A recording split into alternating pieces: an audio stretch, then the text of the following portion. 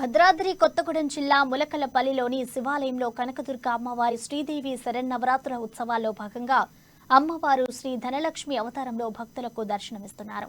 ఆలయ కమిటీ నిర్వాహకులు అమ్మవారి అవతారం ధనలక్ష్మి అవతారం కావడంతో 10 లక్షల రూపాయల కరెన్సీ నోట్లతో వైభవంగా అలంకరించారు. అనంతరం అమ్మవారి సన్నిధిలో మహిళలు అధిక సంఖ్యలో పాల్గొని కుంకుమార్చన పూజలు నిర్వహించారు. ప్రేక్షకులందరికీ కూడా దసరా శుభాకాంక్షలు తెలియజేస్తున్నాం.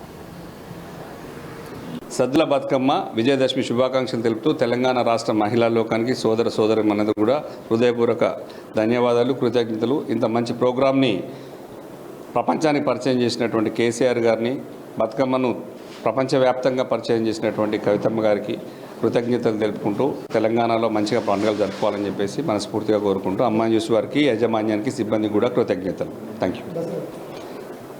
దసరా విజయదశమి అన్నది ప్రజల హృదయాన్ని తాకే విధంగా అమ్మా న్యూస్ మరింత ముందు పోవాలని చెప్పి కోరుతూ ఉన్నాను.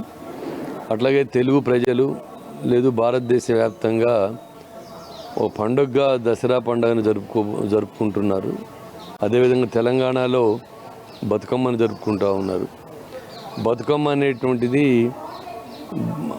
బతుకులో ఉన్నటువంటి బాధను చెప్పడానికి తెలంగాణ ప్రజలు ఎంచుకున్న అమ్మా న్యూస్ ప్రేక్షకులందరికీ నమస్కారం.